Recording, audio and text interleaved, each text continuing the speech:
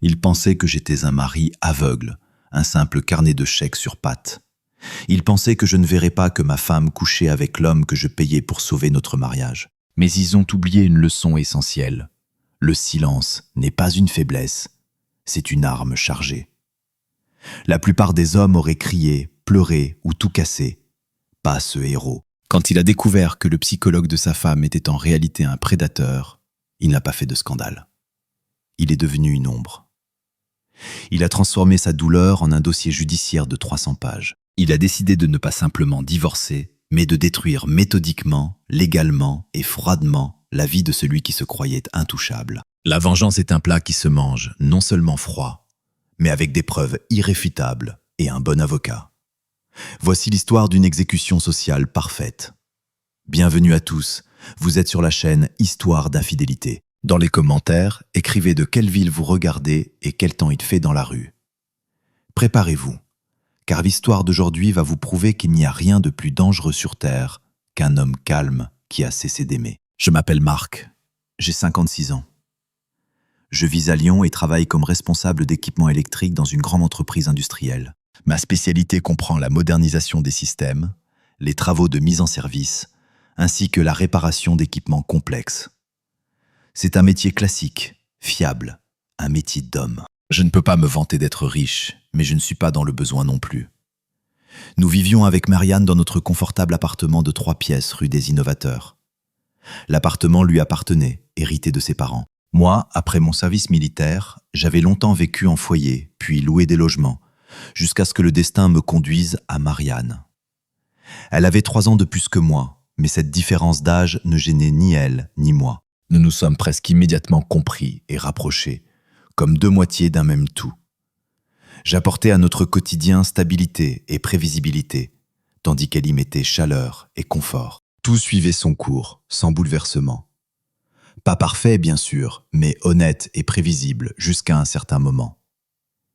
Il y a environ 3 ans, Marianne a commencé à avoir des sautes d'humeur inexplicables. Elle pouvait être tantôt joyeuse et énergique, tantôt soudain apathique, passant des journées entières allongée sur le canapé, le regard vide fixé sur un point. Au début, j'attribuais cela aux changements liés à l'âge, aux bouleversements hormonaux ou même au climat local.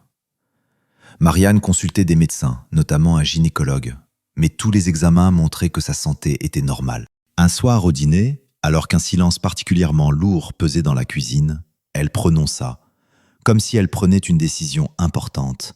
« Marc, je pense que je devrais aller voir un psychologue, juste pour parler. Je ne veux pas sombrer dans la dépression. » J'étais alors sincèrement ravi, et je l'ai soutenue comme j'ai pu, éprouvant de la fierté face à sa volonté de se comprendre. Bien sûr, Marianne, trouve simplement un bon spécialiste, pas un charlatan. Tu veux que je paie les séances? Ce n'est pas un problème pour moi. L'essentiel, c'est que tu trouves quelqu'un qui s'y connaît vraiment. 2 semaines plus tard, elle me montra une carte de visite. On y lisait « Sébastien Moreau, psychologue en pratique privée, 18 ans d'expérience, consultation, 50 € de l'heure. » Le prix était certes élevé, mais j'ai décidé que c'était un investissement dans son équilibre mental. « Il a son cabinet au centre », expliqua-t-elle, faisant référence au quartier près de l'avenue de la Victoire. « C'est très pratique. On peut aller à la séance et ensuite passer au supermarché pour les courses. Au début, j'ai même ressenti une sorte de fierté paternelle. Voilà, j'offrais à ma femme la possibilité de se développer. Je la soutenais. Un mari attentionné, après tout. Les séances étaient fixées le lundi et le jeudi. Marianne rentrait à la maison pas avant 21h, parfois avec des sacs pleins de courses, parfois sans. Elle racontait qu'elle se sentait nettement mieux, que le psychologue l'aidait à se comprendre, à apprendre à accepter la vie telle qu'elle est. Mais au bout de 2 mois, j'ai remarqué des changements inquiétants. Marianne a commencé à s'habiller étrangement. Pas de manière extravagante, elle n'avait jamais été ce genre de femme. Cependant, son maquillage est devenu plus marqué et son parfum a changé. À la place de l'arôme familier de Chance de Chanel que je lui offrais, un parfum léger et douceâtre est apparu. Comme je l'ai découvert plus tard, c'était mon Guerlain de Guerlain. Elle est devenue plus vivante, mais en même temps plus distante, comme si elle était là physiquement, mais que ses pensées vagabondaient ailleurs, loin de moi. Le soir, elle restait de plus en plus souvent plongée dans son téléphone, expliquant qu'elle lisait des articles sur le développement personnel, la psychologie, qu'elle s'étudiait elle-même. Et moi, en tant qu'homme à l'esprit pragmatique, j'ai commencé à sentir que quelque chose n'allait pas, qu'un rouage invisible dans le mécanisme de notre relation commençait à tourner à vide. J'ai commencé à demander prudemment. « Marianne, et si on sortait quelque part ensemble ? Au théâtre ou simplement se promener le long des quais ?» Elle secouait la tête doucement mais fermement. « J'ai besoin d'être seul, Marc. Ne le prends pas mal. Ce n'est pas toi, c'est moi. Tu comprends ?» Et c'est alors que j'ai commencé à remarquer des détails encore plus infimes. Un jour, elle est partie à sa séance en laissant son ordinateur portable ouvert sur la table. Par hasard, je le jure, tout à fait par hasard, j'ai effleuré la souris et l'écran s'est illuminé. Elle était connectée à Telegram sur le navigateur. Mon regard a glissé sur les lignes et s'est arrêté sur une conversation avec le docteur Moreau. Et j'ai lu. Ces lignes m'ont transpercé comme une décharge électrique. « Tu étais particulièrement chaleureuse aujourd'hui. Merci pour ta confiance. Tu es mon univers, Sébastien. Avec toi, je me sens vraiment femme. J'attends jeudi avec impatience. Je veux sentir à nouveau ta peau. » Le monde a vacillé, puis s'est effondré. J'étais assis à cette table qui, encore ce matin, semblait le bastion de notre stabilité domestique. À côté se trouvait la cuisinière, le robinet goûtait, égrenant de manière monotone les instants de ma nouvelle réalité. Et flottait l'odeur à peine perceptible de la soupe de la veille, qui me parut soudain répugnante. Et devant mes yeux, ces maudites lignes. C'était comme si j'avais de mes propres mains payé son intimité avec un autre homme. Peut-être pas comme si, mais exactement cela. Quand Marianne est rentrée à la maison, j'étais déjà dans la salle de bain. Mon visage était calme comme la pierre, ne trahissant pas la moindre émotion. Je n'ai pas fait de scandale. Je n'ai pas crié ni posé de questions. À la place, j'ai simplement commencé à observer. Chacun de ses mouvements, chaque mot, chaque regard. Je les collectais comme des preuves invisibles, les rangeant dans un dossier secret au fond de ma mémoire. Le lundi suivant, je me suis fait porter pâle au travail, expliquant à ma hiérarchie qu'il me fallait régler une affaire personnelle urgente. J'ai pris un taxi et me suis rendu au centre commercial Les Arcades. Je me suis assis sur un banc près de l'entrée, faisant semblant de lire un journal. 40 minutes plus tard, elle est sortie de l'ascenseur et est montée dans un taxi qui l'attendait près d'une autre entrée. Et là, il était déjà assis, Sébastien Moreau, le psychologue. Ils ne sont allés ni dans un café ni dans un parc. Leur destination était directement l'appart Hôtel L'Aurore. Là, comme je l'avais découvert sur Internet, on pouvait louer une chambre en formule journée de 4 heures, très pratique pour se libérer du stress. Je les ai simplement regardés, sans respirer, disparaître derrière les portes de l'hôtel. Puis, expirant lentement, je suis rentré chez moi. Pour le moment. Le lendemain matin, je me suis levé plus tôt que d'habitude, avant même l'aube, et me suis versé un thé fort et brûlant. J'ai ouvert la fenêtre de la cuisine et ai longtemps regardé la pluie fine tomber dehors. Elle tambourinait sur le rebord de la fenêtre, comme pour me rappeler que maintenant, dans ma vie aussi, était arrivée une période goutte à goutte, mensonge, trahison, duperie.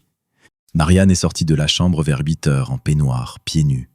Elle s'est dirigée machinalement vers la machine à café, l'a allumée, et jetant un regard par-dessus son épaule, a demandé « Pourquoi tu n'es pas au travail ?» Je n'ai fait que hausser les épaules. Ils ont dit qu'on irait sur le chantier vers midi. L'équipement n'est pas encore arrivé. D'accord, acquiesça-t-elle brièvement avant de disparaître dans la salle de bain. Je l'ai regardé partir, calmement, même froidement, comme on regarde quelqu'un qui ne signifie plus rien. C'est alors que j'ai définitivement compris que l'ancien Marc n'existait plus. Il y en avait un nouveau. Et lui ne pleurerait pas, ne soupirerait pas, n'expliquerait pas. Il agirait froidement, méthodiquement, impitoyablement. Ce jour-là, je l'ai suivi à nouveau. J'ai pris un congé au travail, invoquant des problèmes de tension. Et je n'avais pas menti. Mon cœur battait de façon irrégulière, comme s'il tentait de s'échapper de ma poitrine. J'étais à nouveau posté près de la même entrée des arcades, me cachant derrière un kiosque à journaux. Une demi-heure plus tard, Marianne est sortie. S'est arrêtée à un arrêt et est montée dans le même taxi. Toujours la même application habituelle, le même chauffeur que la fois précédente. J'ai noté le numéro de sa voiture. Je suis monté à mon tour dans une autre voiture, appelée via une autre application. Mon chauffeur s'est révélé exceptionnellement bavard, mais je l'ai coupé poliment mais fermement. Suivez la Kia grise, Ne la perdez pas. Et s'il vous plaît, plus doucement. » Ils sont retournés à l'appart Hôtel L'Aurore. Même trajet, même ascenseur, même 4 heures. Je ne suis pas resté assis sous les fenêtres à attendre leur sortie. À la place, j'ai trouvé le site de l'hôtel, noté les contacts, découvert comment réserver une chambre sans passeport via une application. Je mémorisais tout. Tout allait dans la tirelire de mes futures preuves. Quand Marianne est rentrée à la maison, j'étais assis sur le balcon. Dans une main, la télécommande de la télévision, dans l'autre, un magazine d'électronique. J'étais d'un calme forcé, affichant une indifférence totale. « Marc, pourquoi tu es si silencieux aujourd'hui ?» demanda-t-elle. « J'ai un peu mal à la tête », répondis-je brièvement en me détournant. Cette nuit-là, je n'ai pas dormi. La moitié du temps, j'étais allongé à fixer le plafond et l'autre moitié à lire des forums juridiques, étudiant les aspects psychologiques de l'infidélité, même des sites féminins où les femmes partageaient des conseils sur comment cacher une liaison et où les hommes racontaient comment ils se vengeaient. Je me renseignais sur les limites de la loi, ce qui constituait une preuve au tribunal. Quelle preuve avait du poids?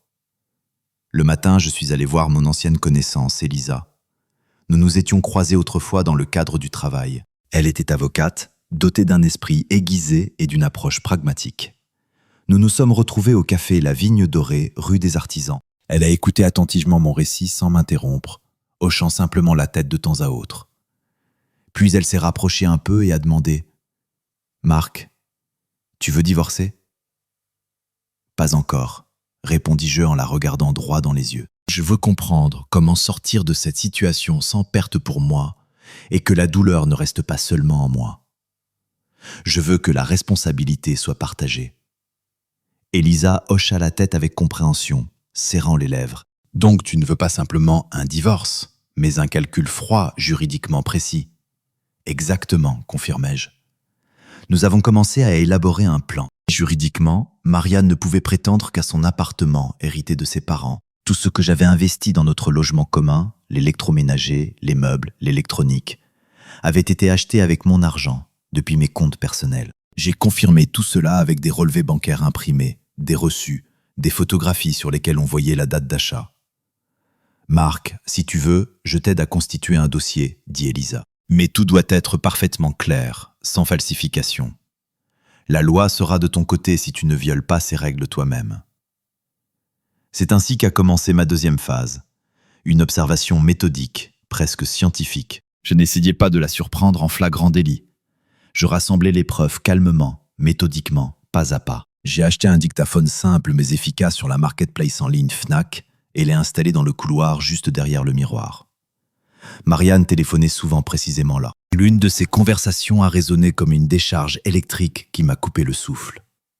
« Ah, tu es merveilleux, Sébastien. » Après, j'ai marché sur un nuage pendant 3 jours. Oui, Marc ne soupçonne rien. Il est comme toujours renfermé sur lui-même. Je pense qu'on peut tenir comme ça encore 2 mois, et après, on verra. Peut-être qu'on partira à Nice si tu te décides. Partir à Nice avec mon argent, avec un homme que j'ai moi-même payé. Le sourire figé sur mon visage s'est évaporé instantanément. Pour la première fois de ma vie, je n'ai pas ressenti de douleur, mais une détermination inébranlable. Plus de larmes. Ce serait une partie d'échecs, et je lui mettrais échec et mat. Une semaine plus tard, j'ai installé une autre caméra, minuscule, achetée sur un site d'électronique, camouflée dans le boîtier d'un vieux routeur. Je l'ai posée sur l'armoire du salon, expliquant que c'était pour le design. Au même moment, Marianne a commandé sur la marketplace en ligne Fnac un ensemble de lingerie fine en cuir et un parfum aux phéromones. Elle récupérait le colis dans un point relais. J'ai vérifié par SMS. Un jour, je suis rentré du travail plus tôt que d'habitude, intentionnellement, et je l'ai trouvée dans la salle de bain. Elle se lavait en fredonnant une chanson. « Qu'est-ce que tu fais à la maison ?» s'étonna-t-elle, émergeant à peine de derrière le rideau de douche. « Ils ont reporté le démarrage à demain. La ventilation n'est pas prête. Et toi, tu m'as fait peur. » Je pensais qu'il s'était passé quelque chose. « Marianne, murmurai-je pour moi-même. Seulement tu ne sais pas encore à quel point. » J'ai commencé à lui parler différemment, sans reproche, sans plainte, comme si j'avais tout accepté, extérieurement résigné. Mais à l'intérieur, tout était complètement différent. J'étais simplement passé à la phase finale de mon plan. Marianne a senti. Son instinct féminin, il faut le reconnaître, fonctionnait sans faille. Elle est devenue plus prudente, écrivait moins, effaçait davantage ses conversations, changeait d'itinéraire pour aller aux séances. Du taxi, elle est passée au bus, puis au métro. Une fois, elle a même appelé un taxi d'une autre compagnie au lieu de celle habituelle. Mais c'était déjà trop tard. Tout ce dont j'avais besoin, je l'avais déjà. Combien, quand, où? Le dictaphone, la caméra, les relevés d'appels, les photos, les enregistrements vidéo, les copies de ces conversations que j'avais préalablement sauvegardées depuis Telegram Web. Même sa voix disant « Sébastien, seulement avec toi je me sens vraiment femme. » Et ensuite, ce que je ne veux même pas prononcer. Sur la clé USB, il y avait tout. J'ai aussi constitué un dossier sur le docteur Moreau lui-même. Psychologue avec 18 ans d'expérience, comme il l'écrivait sur sa carte de visite. Sauf qu'un détail important, son diplôme supérieur s'est révélé être en droit. Un master dans une antenne universitaire quelconque à Pau. Aucune licence de psychothérapie, au maximum quelques formations courtes en pratique corporelle et art-thérapie. J'ai imprimé des copies de ses certificats, récupérés sur son site, et j'ai vérifié son parcours. Sa pratique privée s'est révélée avoir été ouverte il y a seulement 2 ans. Et les impôts, il les payait de manière très irrégulière, disons-le franchement. J'ai envoyé une demande via le service public en ligne et j'ai vérifié son casier judiciaire. Il n'y en avait pas. Mais j'ai découvert une affaire avec une plainte déposée par une femme qui l'accusait de comportements contraires à l'éthique pendant une thérapie.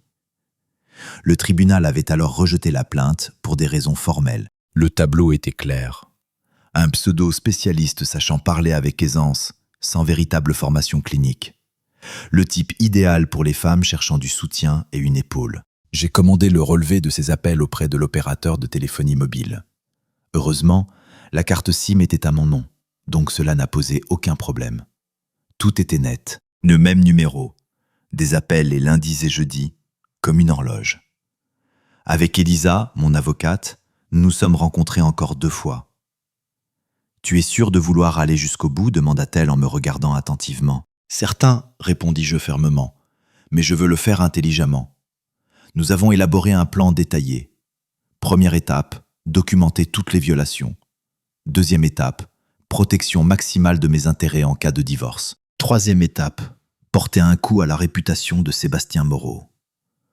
Je ne voulais pas que Marianne se retrouve avec rien. Je voulais qu'elle se retrouve avec ce qu'elle méritait, sans masque, sans protection, sans le droit de faire semblant. Quelques semaines plus tard, c'était son anniversaire. Elle a annoncé qu'elle voulait le fêter entre femmes, avec des amis. Nous irons à l'hôtel Le Méridien. Ils ont des promotions en ce moment. Il y a le spa et une chambre pour la nuit. Je rentrerai demain matin. Marc, ne t'ennuie pas. D'accord. Je n'ai fait que hocher la tête, feignant la compréhension. Bien sûr, Marianne, tu l'as bien mérité. Elle a même été surprise par mon calme. Tu es devenu si calme, Marc, c'en est presque inquiétant. J'ai seulement souri énigmatiquement. Cette nuit-là, je n'ai pas dormi, tout comme elle à l'hôtel. Moreau était également là-bas. Les caméras du hall de l'hôtel ont filmé leur arrivée conjointe. J'ai obtenu les photos par un administrateur que je connaissais, à qui j'ai subtilement fait allusion aux possibles conséquences juridiques en cas d'évasion fiscale. Le lendemain matin, quand elle est rentrée, je l'attendais déjà dans la cuisine. J'avais préparé du café comme elle l'aimait, avec une pincée de cardamome et du lait bio. « Comment était la soirée entre filles ?» demandai-je avec un intérêt fin. « Bien, répondit-elle évasivement.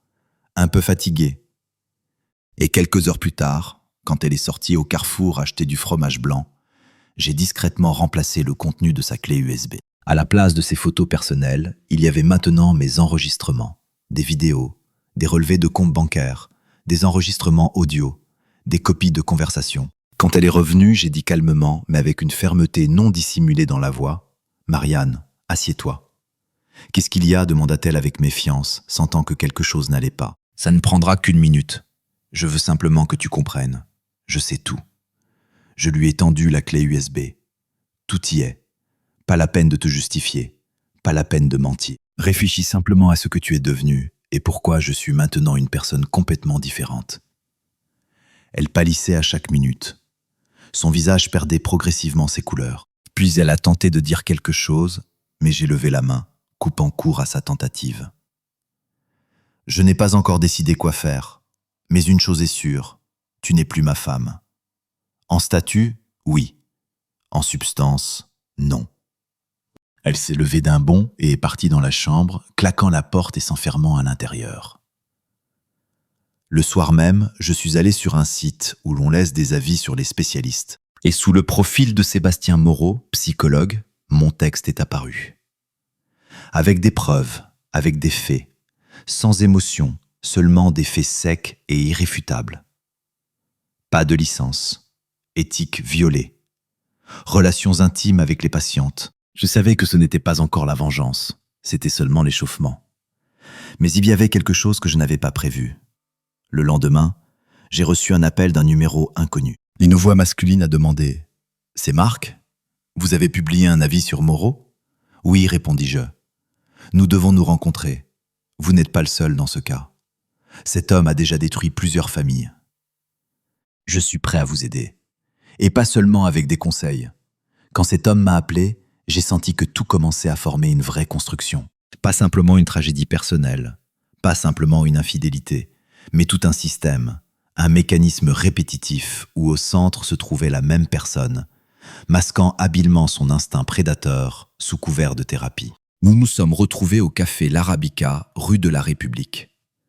Je me suis installé près de la fenêtre, commandant un café américain serré sans sucre, attendant mon interlocuteur.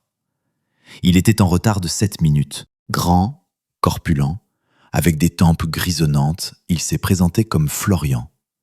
Il avait 59 ans et travaillait comme ingénieur concepteur. Calme, réservé, peu enclin aux mots inutiles. Il parlait lentement, sans hystérie, et son histoire ressemblait étonnamment à la mienne, comme 2 copies d'un même document. Sa femme Nadia, fatiguée de la routine quotidienne, plongée dans l'anxiété, s'était inscrite sur les conseils d'une amie chez un magnifique spécialiste. Les séances avaient commencé l'automne dernier. Au bout d'1 mois, elle avait commencé à disparaître pour des thérapies de groupe, puis pour des séminaires résidentiels. Il s'est avéré que tout cela était inventé. Elle rencontrait le même Moreau, sauf que dans leur cas, c'était encore pire. L'argent ne partait pas seulement pour les séances, mais aussi pour la location d'un appartement qu'elle avait secrètement loué pour restaurer son espace intérieur. Florian avait engagé un détective privé, et les preuves qu'il possédait étaient encore plus sérieuses que les miennes. Vidéos, enregistrements audio, reçus, capture d'écran de virements bancaires. Il comptait déposer plainte pour escroquerie avec intention lucrative sous couvert de fourniture d'aide psychologique. Son avocate était également une femme, énergique, jeune, de Paris. Nous avons décidé de nous unir, échanger nos documents, sentant qu'ensemble, nous étions bien plus forts. 2 jours plus tard, j'ai transmis à Elisa, mon avocate, tout le volume de nouvelles informations. Elle a parcouru silencieusement tous les documents, les vidéos et les fichiers audio. Puis elle a levé les yeux et a dit « On peut déjà parler de système. Si nous confirmons que Moreau recevait de l'argent non seulement des femmes, mais aussi de leurs maris sous prétexte de traitement, et qu'en réalité il utilisait leur confiance pour son profit personnel, cela peut être qualifié d'escroquerie, affaire pénale. Je ne voulais pas d'affaire pénale, mais l'idée que ce type soigné au sourire douceâtre et forcé soit au moins temporairement écarté de ses séances réchauffait mon âme. Parallèlement à la partie juridique, je continuais à jouer la comédie dans mon propre appartement. Marianne circulait de plus en plus souvent dans la maison comme à tâtons. Son assurance avait disparu, cédant la place à la nervosité. Elle avait cessé de fredonner ses mélodies préférées, cessé de me demander de la prendre dans mes bras juste comme ça, sans raison, comme avant. Elle téléphonait à quelqu'un dans la cuisine, parlait d'une voix sourde, par phrases courtes, après quoi elle s'enfermait longtemps dans la salle de bain et faisait couler l'eau, apparemment pour étouffer les sons. Un jour, j'ai entendu par hasard ce qu'elle disait au téléphone. Il sait quelque chose, il est devenu différent, froid, calme, je ne le reconnais pas. C'était agréable. J'avais obtenu mon premier résultat. Elle perdait le contrôle de la situation. Avant, elle me gardait dans l'ignorance. Maintenant, c'était elle qui se perdait dans ses justifications et ses peurs. Une semaine plus tard, Elisa m'a envoyé un courrier. Il contenait le projet d'une déclaration officielle à la Chambre publique de Lyon concernant l'activité d'un psychologue privé sans licence. Dans la déclaration figuraient des articles, des références à des plaintes d'autres patients, y compris des avis anonymes que nous avions trouvés dans les profondeurs des forums. Certaines plaintes dataient de 5 ans. Une femme écrivait directement « Il utilise la faiblesse féminine, la confiance, caresse la main, dit « Tu es spécial ». Et après, hôtel, vin, lit. J'en ai encore honte. Nous avons joint tous les documents. Sur recommandation d'Elisa, j'ai envoyé une copie du courrier à l'Association des psychologues en pratique privée de Lyon.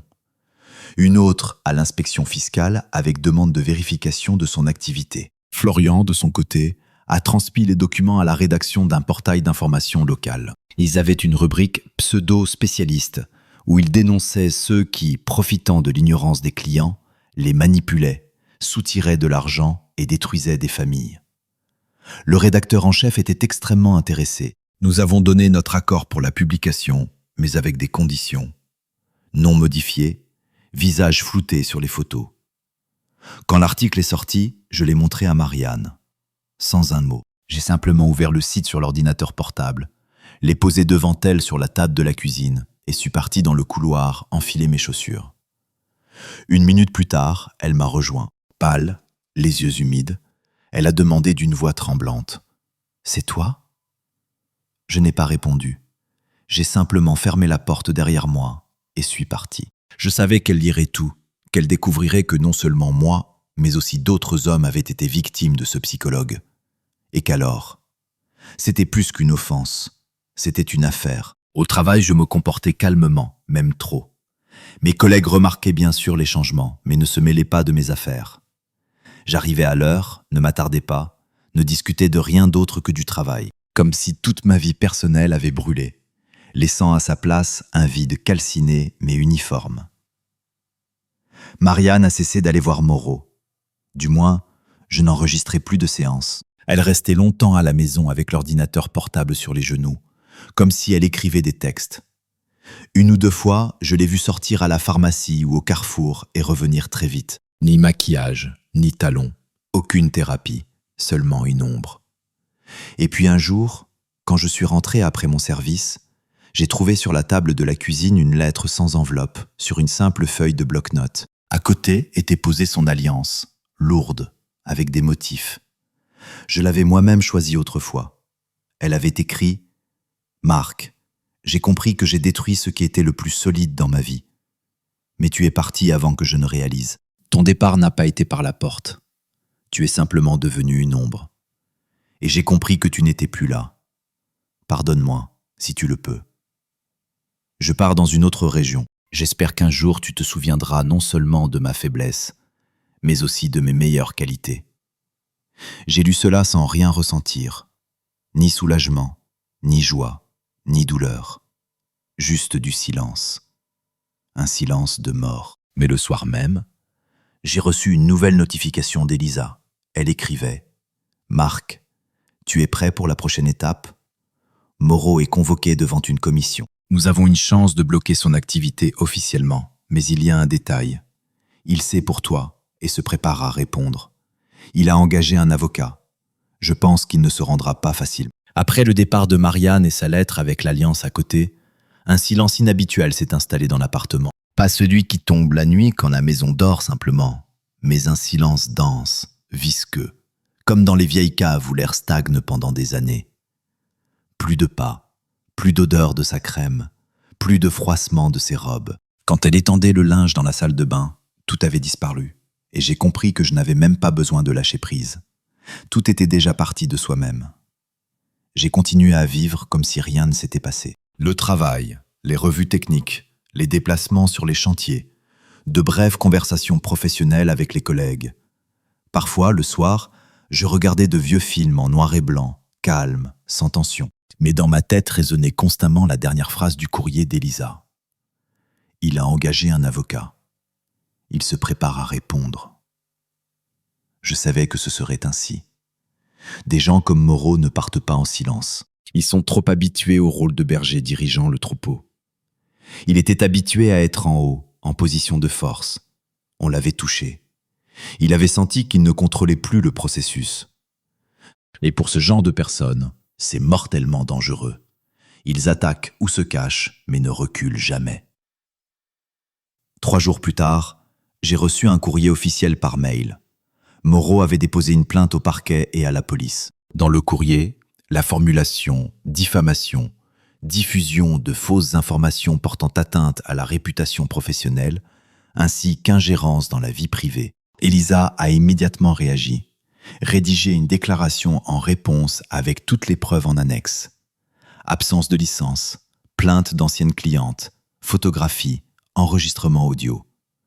Tout suivait la procédure, mais la tension montait. On a commencé à m'écrire depuis des numéros inconnus. Certains avec des menaces, d'autres avec des avertissements, d'autres encore avec une politesse forcée tentant de manipuler. Ce qui m'a le plus frappé, c'est un message d'une femme avec une photo de profil représentant une fleur. Vous avez brisé sa vie. Vous ne savez pas à quel point il était bon. Je suis son ancienne cliente. Il m'a aidé quand tout le monde m'a tourné le dos. Ces mots ne parlaient pas de Moreau. C'était son texte, placé dans une tête étrangère. Il savait comment créer un culte de la personnalité. Je conservais chaque message, faisais des captures d'écran et les transmettais à Elisa. Elle constituait un dossier. Selon elle, nous avions une réelle possibilité de porter l'affaire devant les tribunaux. Mais, comme elle le disait, il avait un fort instinct de survie. Il pourrait tout faire pour calmer la vague. Une semaine plus tard, s'est produit ce que j'attendais, mais pour lequel je n'étais pas vraiment prêt. Sur le site où nous avions publié l'article sur lui, une plainte est arrivée. Puis une deuxième. Puis un article en réponse est apparu, anonyme. J'y figurais sous le nom de Marc le Jaloux, mari paranoïaque, harcelant sa femme, humiliant les femmes, et tentant de se venger d'un psychologue qui faisait simplement son travail. Il y avait des citations déformées de notre document, des faits déformés, ainsi que des allusions à l'agression, aux menaces et à la violence émotionnelle. C'était une tentative classique de retourner la situation, de me mettre en position d'hystérique, de despote abandonné par sa femme et incapable de s'en remettre. Jouer sur l'image de l'homme humilié, incapable de lâcher prise. Tout cela était présenté dans un texte bien écrit, soigneusement rédigé. En dessous sont immédiatement apparus des commentaires approbateurs, protecteurs, m'accusant. Je lisais tout cela sans ressentir de colère. Seulement une chose, il agit. Il a peur, donc tout se déroule comme prévu. Elisa était furieuse. Elle a dit que par ses contacts, elle avait trouvé l'adresse mail depuis laquelle la publication avait été envoyée. Elle appartenait à une spécialiste des réseaux sociaux que Moreau avait engagée auparavant pour gérer ses pages. Celle-ci, après une brève conversation, a accepté de coopérer.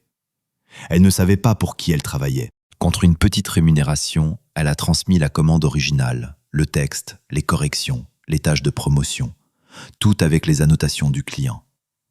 Maintenant, nous avions un outil supplémentaire, le lien entre ses actions et la campagne médiatique contre moi. Cela changeait les règles du jeu.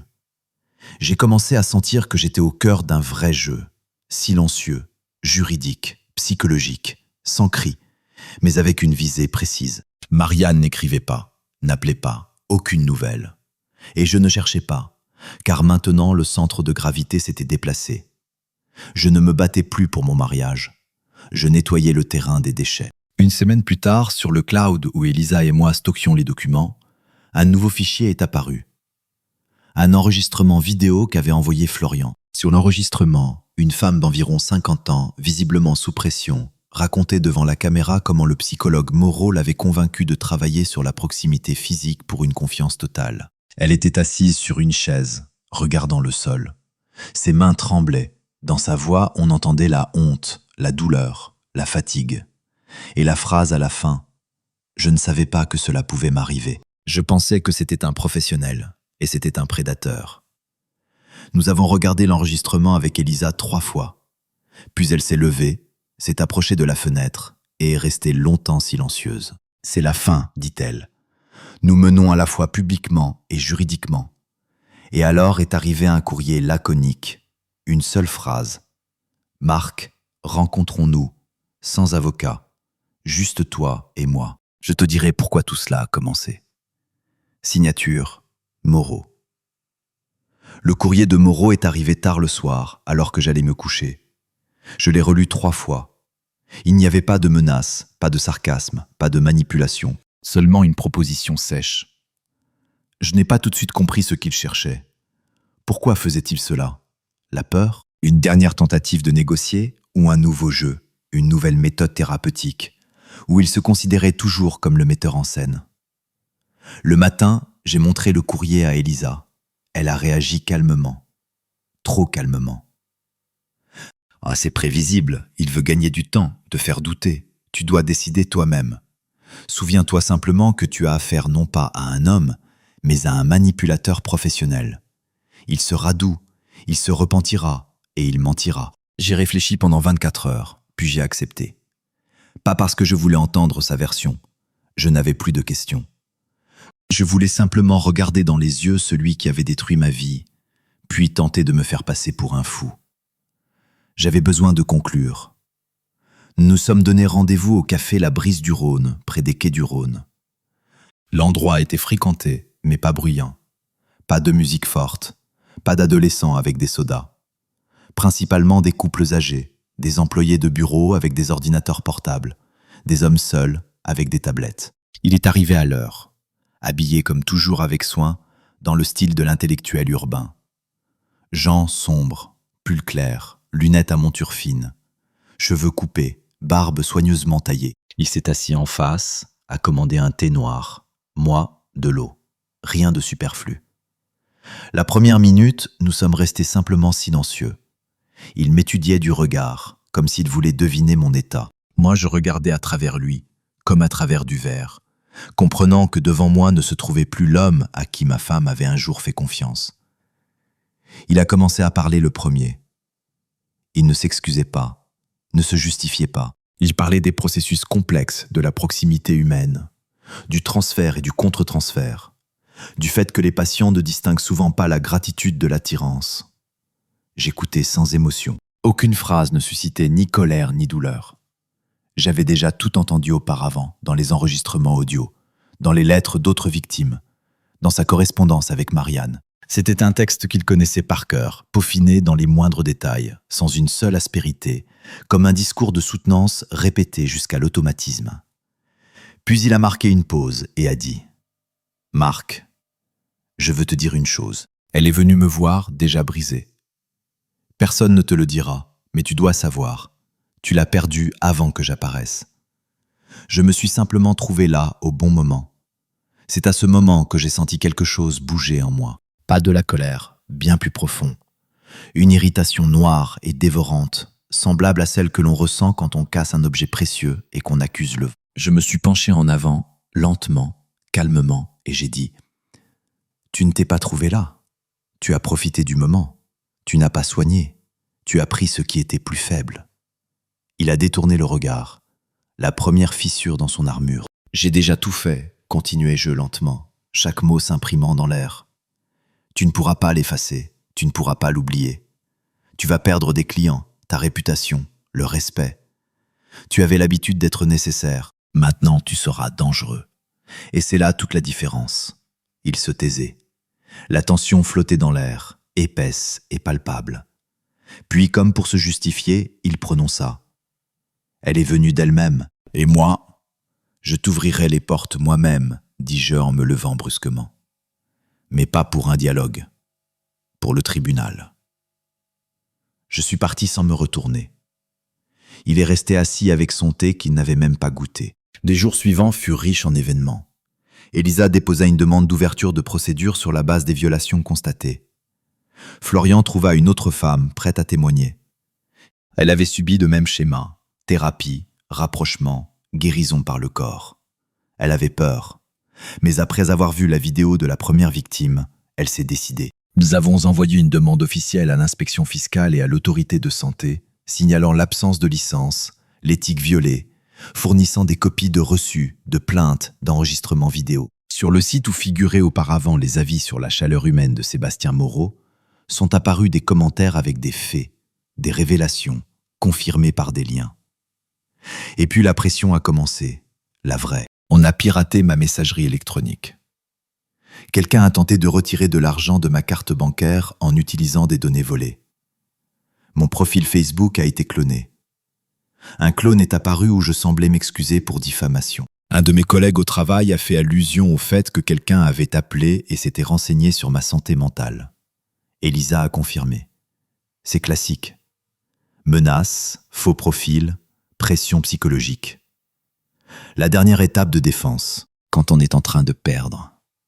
Je tenais bon, je notais tout, je documentais, je transmettais au parquet.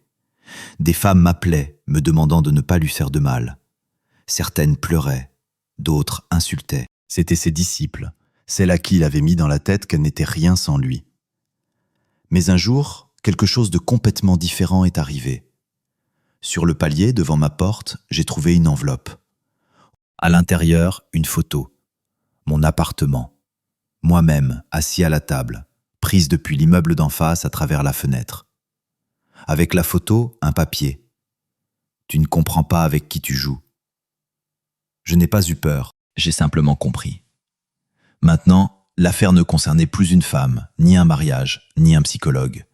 C'était une question de limite, et je ne reculerai plus. Après cette photo sous la porte, je ne me suis pas adressé à la police.